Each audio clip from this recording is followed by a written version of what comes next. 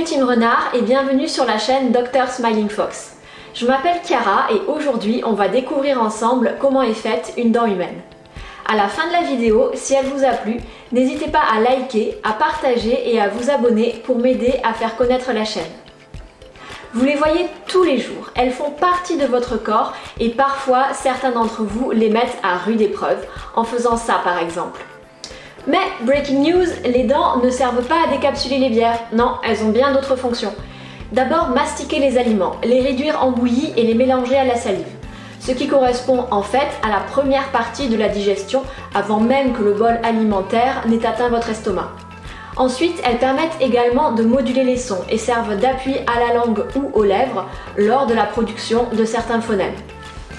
Enfin, elles participent à l'esthétique du visage puisqu'elles sont visibles lors du sourire pour les dents antérieures, c'est-à-dire les dents qui sont devant.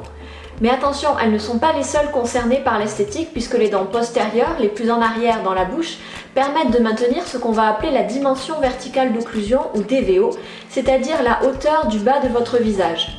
C'est ce qui fait que de face, bouche fermée, quand les dents du haut et du bas se touchent, vous allez être comme ça et pas comme ça. Chez une personne adulte, la formule dentaire, c'est-à-dire le nombre de dents présentes dans la bouche, est de 32. Souvent, de nos jours et dans les pays occidentaux, on enlève les dents de sagesse, ce qui porte la formule dentaire à 28 au lieu de 32. Alors, c'est fait comment une dent ? Eh bien, on va d'abord commencer par décrire ce qui se voit, c'est-à-dire ce que le dentiste va regarder lors de l'examen clinique, simplement en vous faisant ouvrir la bouche. Cette partie visible de la dent s'appelle la couronne dentaire. Sa forme varie en fonction du type de dent et de sa position dans la cavité buccale. On va prendre l'exemple de l'arcade maxillaire, c'est-à-dire les dents du haut. On trouve l'incisive centrale, l'incisive latérale, puis viennent la canine, la première et la deuxième prémolaire, et enfin les trois molaires. C'est la troisième molaire qu'on appelle communément la dent de sagesse, puisqu'elle pousse beaucoup plus tard que les autres, à l'âge adulte, quand le sujet est devenu sage en théorie. À la mandibule, la forme des couronnes est à peu près identique, avec quelques différences, comme par exemple la taille des incisives qui vont être plus petites.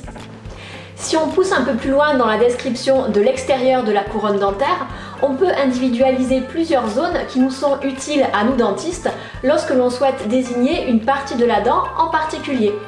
La face occlusale ou bord libre. C'est la face de la dent qui permet la mastication, la face qui appuie sur les aliments pour les broyer.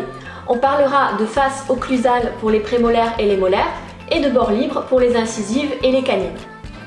Si on veut pousser encore plus loin, pour les prémolaires et les molaires, les parties les plus en creux de la face occlusale sont appelées sillons, alors que les parties les plus hautes sont appelées cuspides. Si on compare avec une chaîne de montagnes, les sommets correspondent aux cuspides, alors que les fonds de vallée correspondent aux sillons. Ensuite, les faces proximales. Il s'agit des faces dentaires qui sont en contact les unes avec les autres au niveau de leur côté. Comme les sardines dans la boîte en fait. On peut également individualiser la partie cervicale de la dent. Elle correspond simplement à la partie de la couronne qui est la plus proche de la gencive. Et enfin, on peut distinguer les faces vestibulaires et linguales. Les faces vestibulaires sont les faces des dents en contact avec les joues ou les lèvres, finalement la partie la plus visible des dents lorsqu'on va se regarder dans un miroir. Face vestibulaire. Les faces linguales, quant à elles, sont cachées.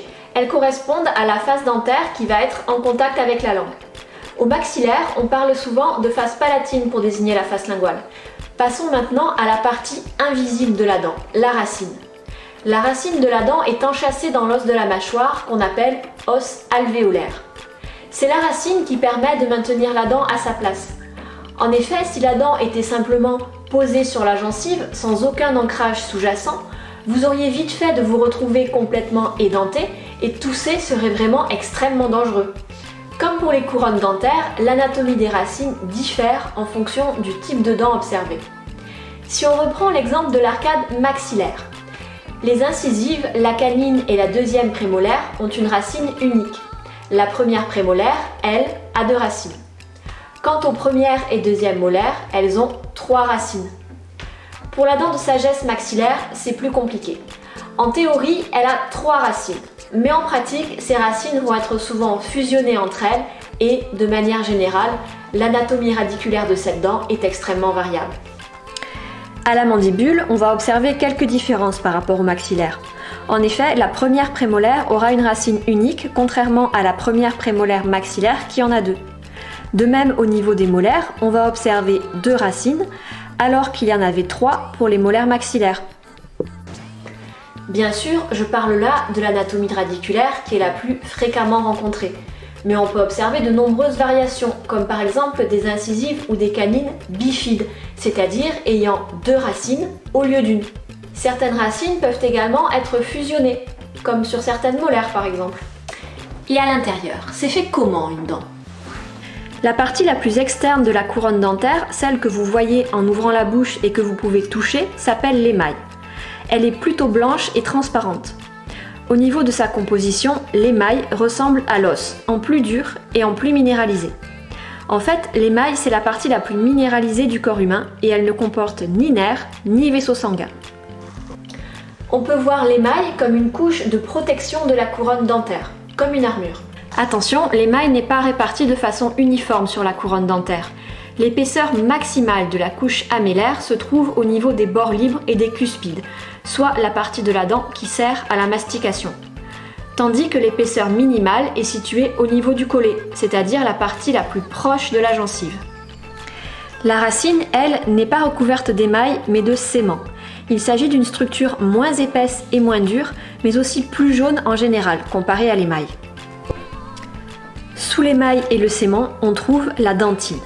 La dentine est plus colorée que l'émail et elle est aussi moins minéralisée que son voisin du dessus et donc un peu moins résistante. Comme l'émail, la dentine est dépourvue de vaisseaux sanguins. Elle n'est pas vascularisée mais elle contient des prolongements cellulaires qui lui procurent une certaine sensibilité au chaud et au froid par exemple. Enfin, nous arrivons au cœur du réacteur, la pulpe dentaire qu'on appelle en langage courant le nerf.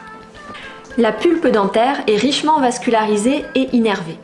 Elle est située au cœur de la dent et protégée à la fois par la couche d'émail et de dentine, ou de sément si on se trouve au niveau de la racine. Et elle contient des cellules impliquées dans de nombreux processus. Dans les caries profondes, par exemple, des bactéries peuvent atteindre la pulpe dentaire qui va alors répondre par une réaction inflammatoire pouvant causer de fortes douleurs. Et voilà, c'est tout pour aujourd'hui.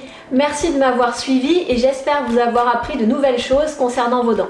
Si la vidéo vous a plu, n'hésitez pas à liker, commenter et à vous abonner à la chaîne, c'est ça qui me permettra de la faire vivre. Et surtout n'oubliez pas qu'un renard averti en vaut deux. What does the fox say?